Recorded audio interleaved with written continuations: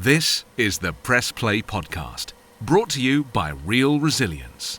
If you listen to real analog tape, this sounds really different to a digital production. This is one of the reasons why we wanted to do this reel-to-reel machine, to lift up our competence in analog reproduction.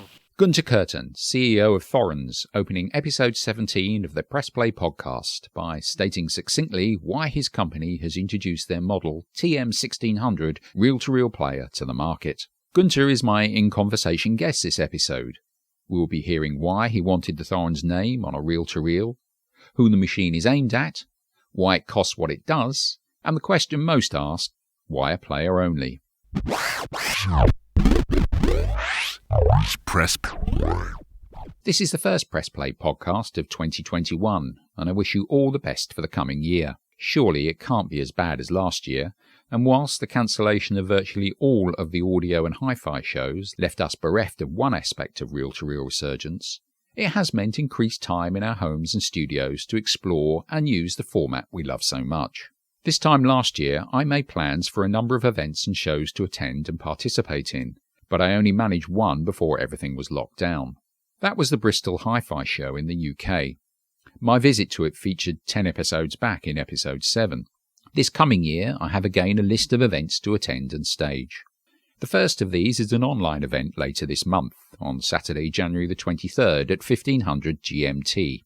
It will see me staging a webinar on how to carry out an audio lineup of your tape machine. We'll cover the principles, the tools and the method I use to do this, and pass on some tips too.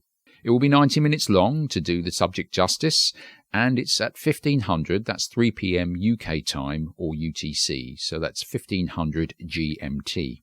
There is a small charge of £5 UK. I estimate that's around €550, $650 US, or about $9 Australian to cover my costs, but that's it.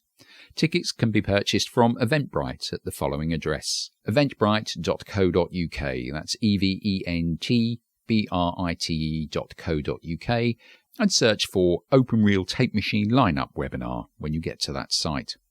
I make some documents for download on my website too. That date again, Saturday the 23rd of January at 1500 GMT, on how to carry out an audio lineup of your tape machine. I'm aware this podcast gets all over the world, so I hope that time works for you. Tickets are selling well, and I really look forward to you joining me. My chat with Gunter Kürten from Thorens is next. Subscribe to the Press Play Podcast on iTunes, Spotify, Google, or wherever you get your pods. I'd like to welcome to the Press Play podcast Gunter Kürten. I've been trying to get many of the new manufacturers of tape machines on, and we've had one already, and I welcome Gunter to the Press Play podcast. Gunter, hello to you.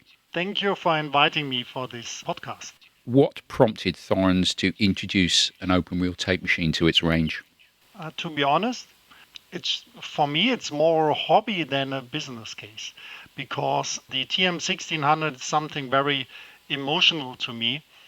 This has to do with my family, my history. My mother, she was an opera singer, and my father always recorded her, and I own many of these tapes, and I wanted to have a new tape machine to listen to these tapes. So this was one of the initial start for the TM1600.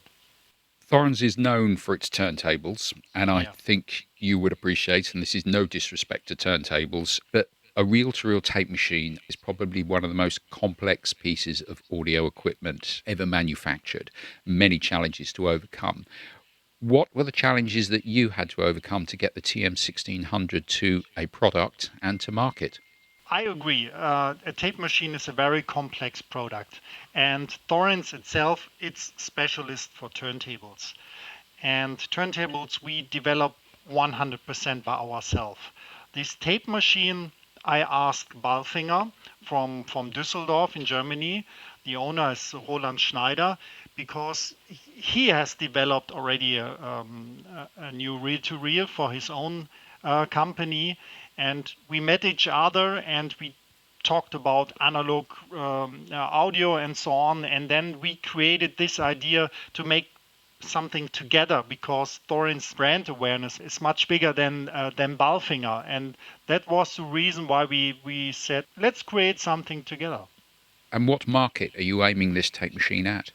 All over the world is the target. When we introduced the TM1600 last year on the high-end show in Munich, the feedback was enormous. So we didn't know how many machines we can sell. So we set up our internal target. We said, oh, maybe we can do 100 units.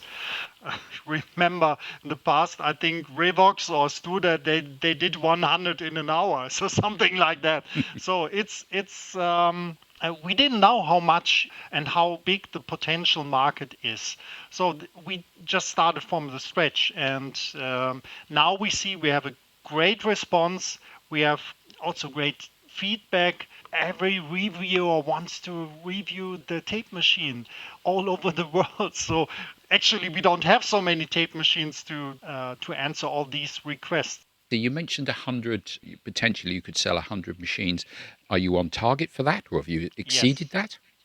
Yes, we are on target. So we didn't deliver so far 100 units, but this is a long-term project. So you have to know this machine is really handmade, piece by piece. So we have slots of 10 units each, and they are done by Roland Schneider from Balfinger by himself.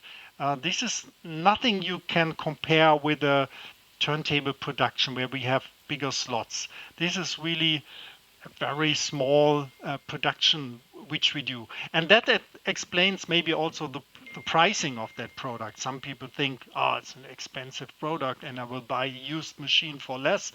Yes, then buy a used machine, but the quality is also different. Well, I'm glad you mentioned the price, because that's something that always comes up amongst the tape machine fraternity. How expensive is it? Before I get to ask you that question, I would say in your defense, and this is something that I think people overlook, we mentioned about the complexity of the machine. You mentioned Roland is hand building these things. Yeah. There's also just the physical size and weight of it. It is not like producing, say, a turntable that's maybe 5 or 6 kilograms and that can go in a cardboard box, bit of packing, and go in a lorry and be distributed. This is a weighty machine that, in all respects, I liken them to a bit like pianos. You can tune them up and then you move them and they go out of tune again. So you've got all those other factors to take into account in the cost of producing them. Would I be right? You are absolutely right. The TM1600 it belongs to the 1600 series within our lineup. We have also 2 turntables in the 1600 series, TD1600 and TD1601, which are very successful, and they are kind of milestone in the younger history of the Thorens brand. And I wanted to have something which fits to these turntables and in the combination. By the way, most of the customers who already bought the TM1600, they also own a TD1600 or 1601. That's not a single product. Many of them, they are just lovers of the brand and lovers of the analog music reproduction. Yes, of course, the Thorens has got such a history going back, over 125 years, I believe. 137 years now. 137, wow. We are the oldest consumer electronics brand in the world. Unbelievable history. Really? Yeah. Well, I've learned something new today. Positive feedback there for the TM1600 from the hi-fi industry, and the real surprise that Roland Schneider of Balfinger is making these things almost by hand. I guess that is a reason why it costs what it does. I do hope that Roland, in devoting his time to the TM1600, won't take him away from producing his own range of machines. The M063 does look a lovely machine. New or used, record or replay only, I noted a thread on one of the social media sites this week about the pros and cons of demagging of the record and replay heads. Should you do it? If so, when? And, I second this, how you do it. Some clearly knowledgeable posters stated it was only necessary unless the machine was in for a service. Others saying that unless you take care and do it properly, the chances of damaging your machine can't be ruled out. My take is, if I'm working on a machine and I don't know its history, then yes, I demag the heads. I don't want my precious and expensive lineup tapes losing their high-frequency test tones because there's a bit of magnetism in the heads. But I also agree that carrying out the demagging process incorrectly does risk damaging the heads and the amps. Turning off your machine is the first thing to do before demagging. Having a demagger that will do the job is another. Those designed for cassette decks aren't up to the job. And finally, there's a knack to how you move and operate the demagger over the heads when carrying out the procedure. I've produced a video on preparing a machine for audio lineup as part of my webinar, and how you demag is part of this. Press Play is the podcast from Real Resilience. Find us at realresilience.co.uk. Back to part 2 of my conversation with Gunter Kürten, CEO of Thorens. I open with a question everyone asks when news of the TM1600 was posted. I was looking at your Facebook page and mentioning the shipping of the TM1600s, and there were some great comments on there. One of them I'll have to pick up on, and I was going to ask anyway, why replay only? This has to do with our history. Thorens is known for turntables, and never Thorens produced something which can record music. And on the other hand, what do you want to record? It's a consumer machine. It's not a professional machine for studios and for recording engineers. It's a product for listening to music. And the question really is in these times, what do you want to record? A stream or from CD or from vinyl? From my point of view, that doesn't make sense. And I agree, it's a niche market, but there are a lot of great recordings in the market. You can buy pre-recorded master tapes, and the quality from those tapes is really amazing. And we wanted to achieve the best quality in analog reproduction. And from my point of view, in this sense, a pure machine without recording is fine. Well, I can concur some degree with that in terms of the audio electronics complexity of the record side of a tape machine is way more complex than the replay side. And indeed, in working on the tape machines as I do, lining them up, the replay side works very well. It's always the problems on the record side you get. Yeah, and on top of that, it makes the product much more expensive. There are tape machines available which have the record function. You can buy a used one or you can buy a brand new one for Balfinger. But those machines, for example, the new Balfinger I think it starts at 25,000 euros, something like that, or even higher. So I wanted to have something which is still affordable. Of course, 12,000 euros, a lot of money, no question about that. But this product is something different. If we plan a new turntable, we do it for a certain price point. We develop a product for a certain price point, and we are looking, does it fit to our lineup, and where is the competition, and so on. But for this real machine, there's no big competition. We produced it from another point of view. And again, we touched on earlier about Roland hand assembling these things. All of these parts cost money. There's steel fabrication, there's castings, there's a lot of components that go into even the simplest tape machine or a replay-only tape machine. As you rightly point out, the complexity increases so much and the cost. So all those things have to be taken into account. Yes, tape machines are complex. I notice on your website you're offering, for instance, to set up your tone arms on your turntables. What support have you got in place for tape machines? Because as it comes out the box now, it will work perfectly. I'm sure it will. But 5-6 years down the line, what are you looking at to support these machines? Of course, Balfinger is taking care of the service together with us.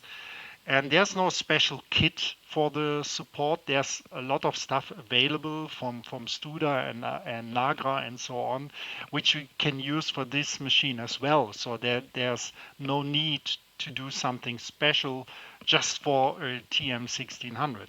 Will there be others in the Thorens range, or will this be a one-off? I think it will be one-off. There's no planning for another machine with, for example, with recording function. I think this is something which I will not do in the near future. One's enough for the time being. I see. Yeah.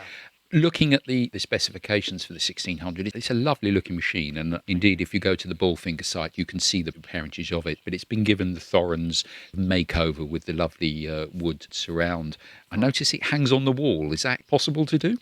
From technical point of view it's possible, but it's not planned like this. So we We want to place it just like a turntable. This is the idea behind the 1600 series.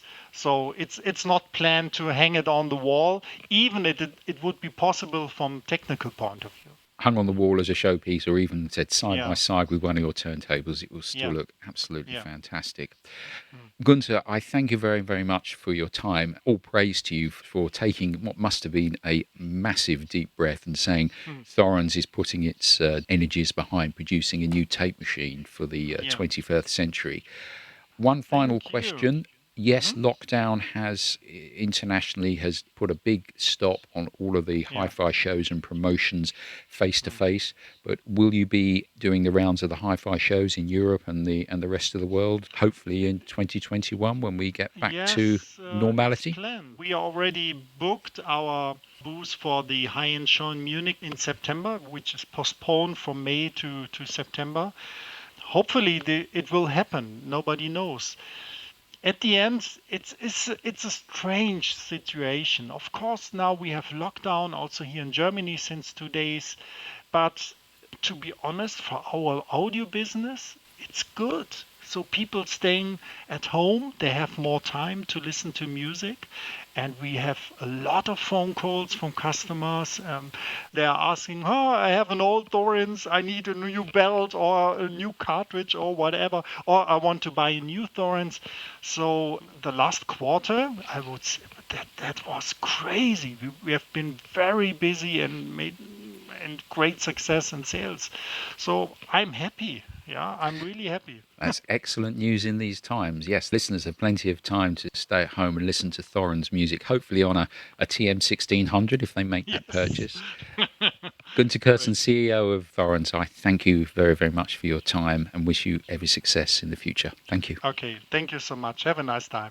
Encouraging news for the future of Thorens from Gunter there. He's right, our enforced stay at home has increased listening on all formats, and of course one of those being reel-to-reel. You can see images and specs for the Thorens TM1600 open reel player on the thorens.com website. Just search for TM1600. And there are a few videos on YouTube about it too. Again, just search for Thorens TM1600.